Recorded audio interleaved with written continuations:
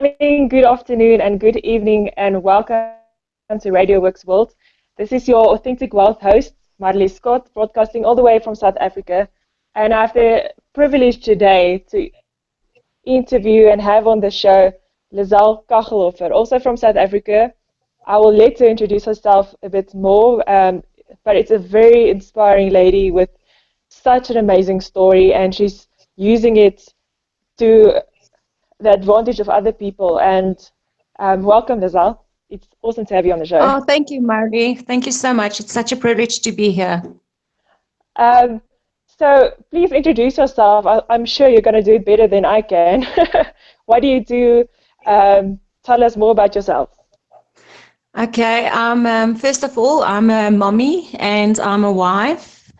But most recently, I started to tell my story about living with lupus. So I like to call myself a lupus warrior.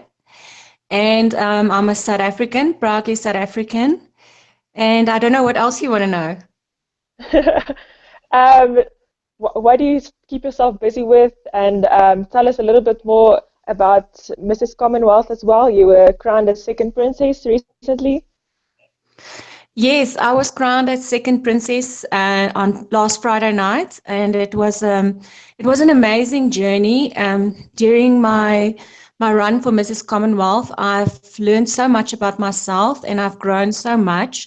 It actually gave me a platform to start to speak about lupus and my special needs boy, but it also gave me a platform to tell people what I'm doing in the community of Orange Hills.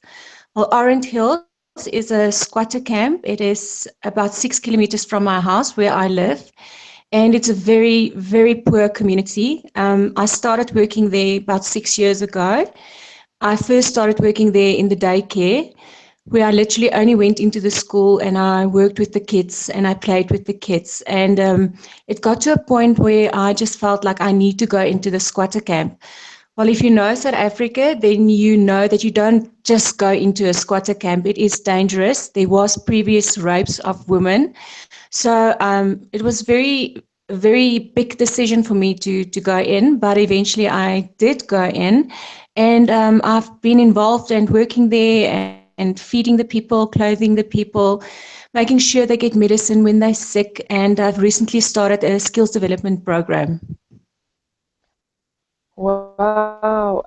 What type of skills are you developing there? Yes, I started it, and we started very small because I'm basically doing everything on my own. I was hoping to win the Mrs. Commonwealth title, but unfortunately, sometimes life gives you different challenges and things doesn't work out the way you want it to work out. But I still am very privileged. I got the pastor of Soweto involved, and I've got the leaders of the community involved. So we're starting very small with 10 ladies, teaching them to do beading, knitting. I'm hoping to make it bigger where I can get them to do sewing, and I recently went for a silver jewelry course. So I'm hoping to take whatever I've learned and teach them to make silver jewelry as well. Wow, that is so amazing. Uh, you don't often hear about people really putting in so much effort in, a lot of people maybe think about helping people, but they don't really take that action. And you're doing so much. And what inspired you to start helping the community we are involved in now? I was diagnosed with lupus in 2003. I went through many battles. I almost lost my life in 2009. They removed my large intestine and I got a colostomy bag. And with the colostomy bag, my immune system is very weak, so I developed sepsis and an abscess. So I ended up in ICU, and they just struggled to get me back on my feet. And then in 2006, my boy was born premature because I wasn't supposed to have children. And Haraki, he's today is a special needs boy. He's got, a lot of difficulties in life with learning and he's developing slower. And with all of that, I went through so many things. In 2012, I developed a virus. I breathed in a virus that went to my middle brain. So I had to learn to walk and speak and things again. It took me about 3 months when I was back on my feet. And in 2013, I had a clot through my heart, and they tested and my blood and everything, and it showed that there was no clot in my body. And in the meantime, the clot went through my heart straight into my right lung, and it was sitting there. So it was an embolus.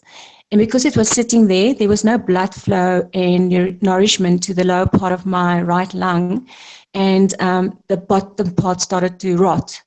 So eventually I started coughing blood and I couldn't breathe, and I was admitted into ICU, and they removed most of the lower part of my right lung. I've been through so many things, but I think already, with going through all those things, I just knew that God had a greater plan for my life. And I slowly started getting involved in community service in 2010. But going through the clot through my heart and the embolus in 2014, my left kidney stopped working, and I'm struggling with my left kidney. It just inspired me to be more than just lupus, to make a difference, to bring change, and to not let my lupus define me. And so many women in my condition, they feel sorry for themselves because, I'm not going to lie, it is a battle living with lupus.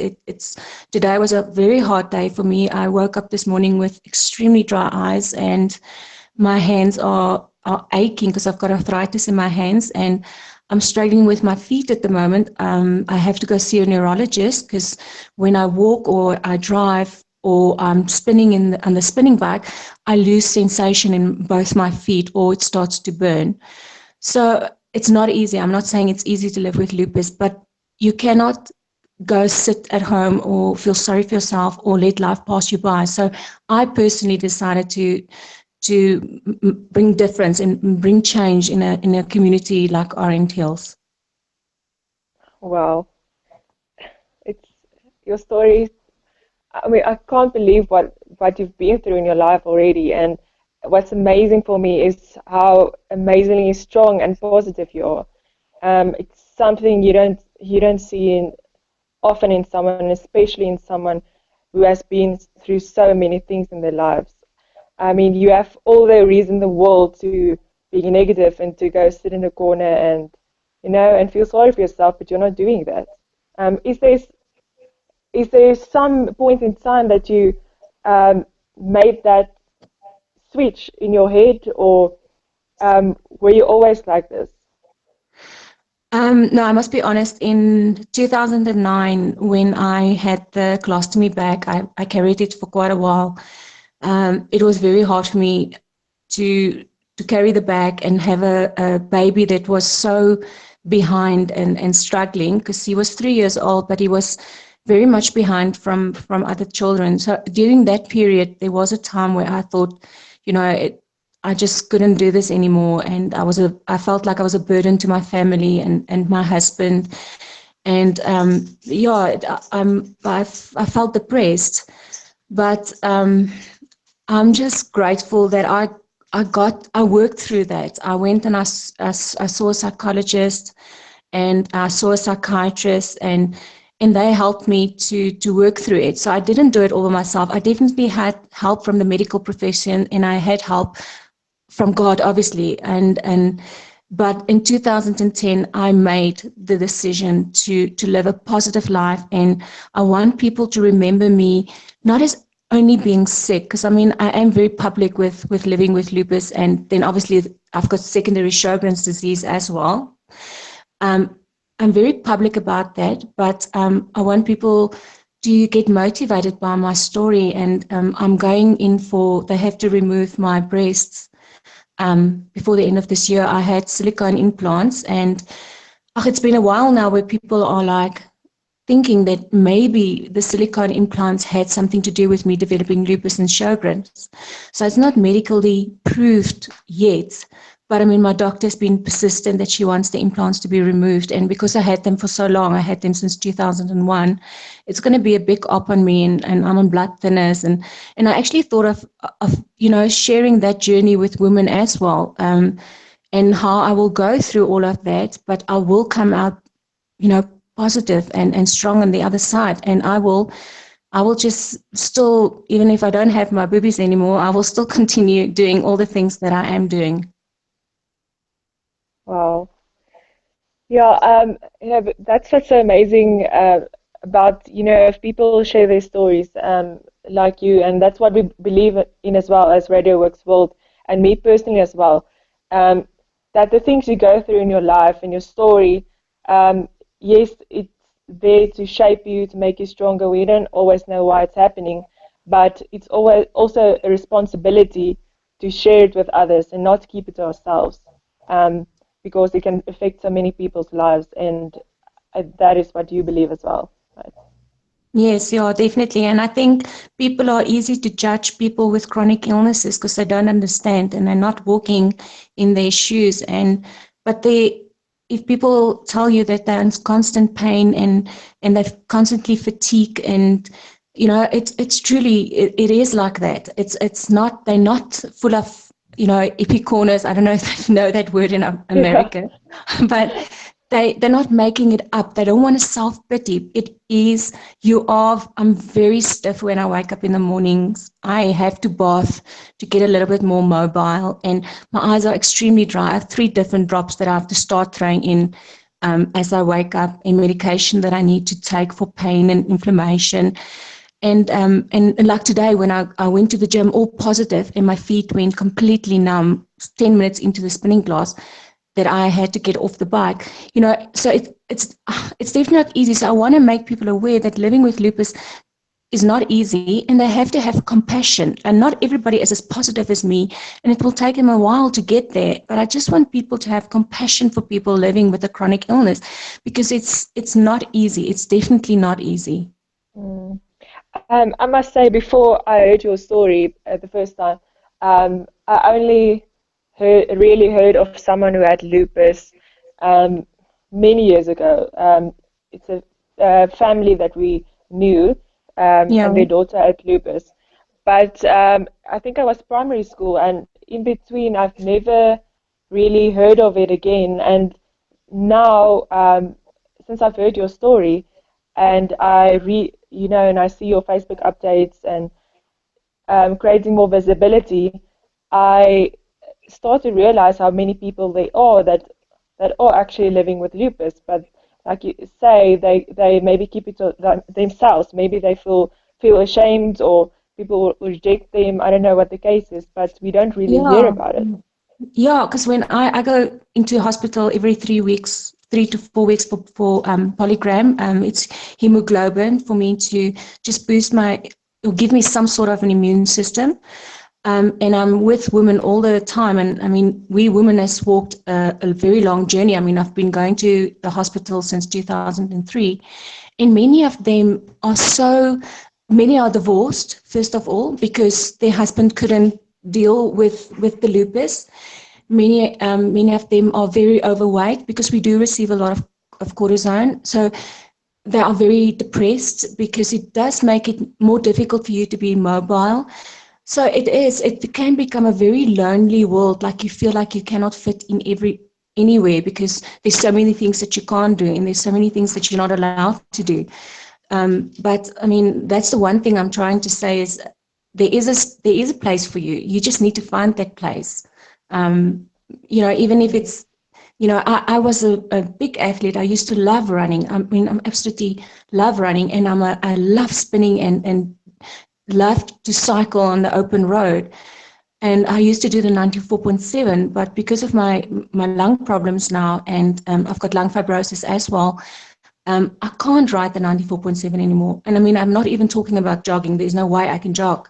So I had to find, my friends all used to be this active people, and I used to belong to boot camp. And then, my friends moved on because I couldn't keep up, and I couldn't do the things. But I got new friends because I changed.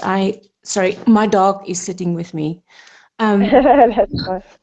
so I went and I started art projects and I made new friends. I must admit, some of my friends are very old souls and very old, more elderly ladies because I'm less active. But I mean, there is a place for you, and you need to go out and find that place, find where you will make friends that will understand you. Yes, and I would suggest start with Lizelle Kachelhoffer. Find her on No. Facebook, connect with her. Oh, shame. Thanks, Um, Marley. No, I get my off day. So today was an off day. I mean, this week has been with really, Garaki. Yeah, Garaki is now moved out of the autistic school. We're trying to get him back in remedial. But it's a challenging journey because as a mom, you have all these dreams for your child. And my son is, he's special needs because, I have lupus and it's a very hard thing for me to accept, like it's not my fault, and I know it's not my fault, but you do feel guilty. So, I mean, this week and especially today was a hard day. But I mean, yes, I allow myself to be down a day, and then I eat a lot of cheesecake and slab chips, and then the next day I just force myself to get up again and go on. wow. Um, I think uh, it's only natural as well to have some down days. I think it goes against nature to be positive every single day. Yeah, But and in general in life, it's a struggle every day, a fight to focus rather on the positive than the negative. So um, obviously you have to push even harder than any one of us. But can you just tell us a little bit more about lupus? Because do you know how you got it, or just a little bit of what it is or how it works, just to create yes. some awareness? Okay, well, currently there is no cure. First of all, for lupus, there's a lot of medication that they give us that can control the symptoms of lupus. Like for example, I'm prone making blood clots, obviously because I've had 3 now, so I'm on blood thinners and I'm prone for inflammation, or I have a lot of inflammation. So they give me cortisone at home, and then every month I get Solimetrol, which is your strongest cortisone to help with the inflammation. And then I'm on pain medication. And so they're controlling the illness and the symptoms of the illness.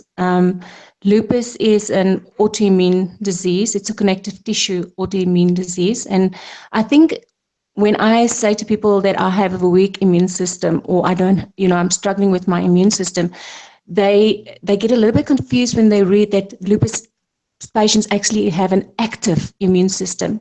But they must remember that our immune systems are against us.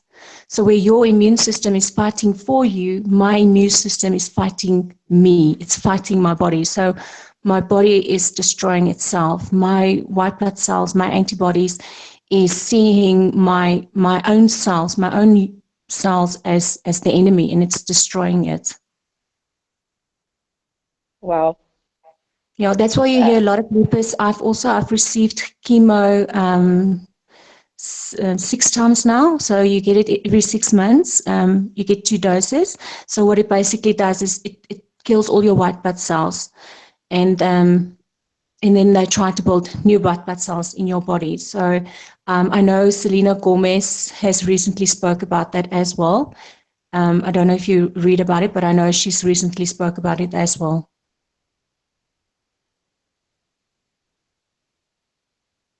Hello. Hi, can you hear me? Yeah. Does she also have lupus? Yeah, Selena Gomez has recently came out and said she had lupus because she cancelled a big tour, and there was a lot of the shame, the press about why she did it, and maybe it was because of Justin Bieber and that kind of thing. And then eventually she came out and said, if people would just realize that, don't make up stories, that she actually has lupus and that she had received chemo, and that's why she had to cancel the tour, and she was off, out of the public eye for a few months. Okay. Um, so, Lizelle, if you can sum up for us, if you can tell us more about, I would like to know Yeah. Um, Now it's very quickly creating a platform for yourself, not for yourself, but I mean for yourself to help others, like I said, in the same Yes. situation. What what is your biggest dreams? What would you like to accomplish in the next few years? What do you want to do? What do you feel is your um, I'm struggling with the English now. What is your purpose in life? What is the one thing that you really want to do? I've actually, my main short-term thing I want to get go is the skills development program at Orient Hills, because I need their mothers because of the poor economy. Every day, like tomorrow, I'm going through again. I get there, there's more people that lost their jobs. And we all know in South Africa, that's a big problem right now. So for me, I want to start like the skills development program is my number one focus now. I want that ladies to create income, even if it's only 100 Rand a week. That is a big bag of porridge. And for them, that's food. Because sometimes when I get there, there is like no food, nothing. So to me, that is very important. And then secondly, I want people to be more aware of lupus and that it is a life-threatening disease.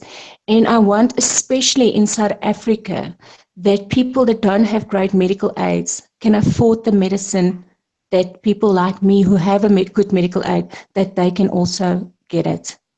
That is my big dream, because I know for a fact that lupus is very, very more known in the African women. It's actually more African women have lupus than white women.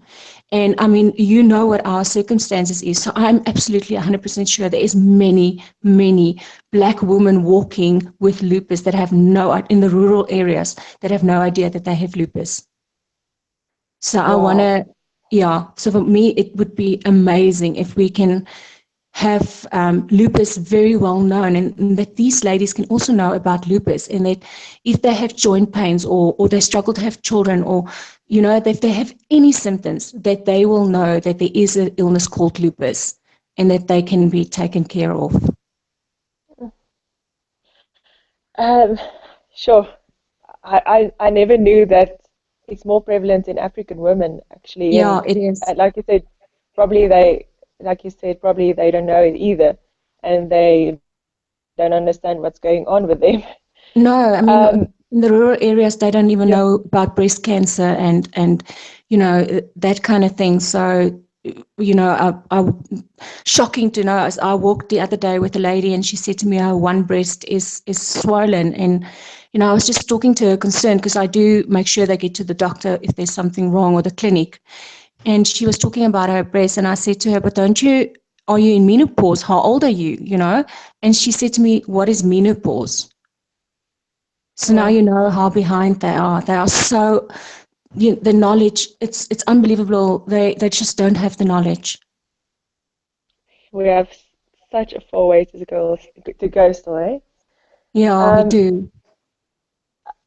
okay, so then lastly, I would like you to, just give a message to women, or not just even women, but people that went through rough times or going through rough time, if it is uh, through lupus or other chronic illness or whatever troubles they are facing. Um, just give them some advice, give them a message to help them through this.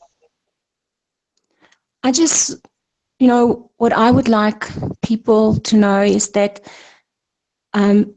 their circumstances should really not determine their future. We all have troubles in life. We all do. Even if it's lupus, divorce, death, there is heartache, and it's sad, but we all have troubles in life.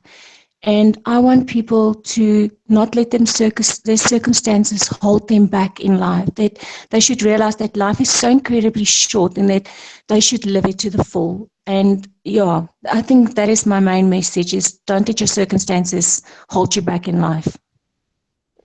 I love it.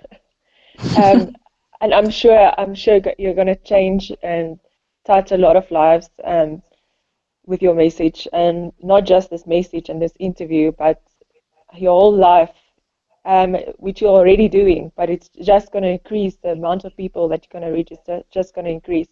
Um, I want to ask you just tell everybody where they can find you, where they can contact you. Well, everybody can find me on Facebook. It's Lizelle, and my surname is Kachelhoffer, and I knew that's going to throw a lot of people. So I don't know if you want me to spell it, but they're more than Yes, that'd be welcome great. to find me on Facebook. And my surname you spell Kachelhoffer.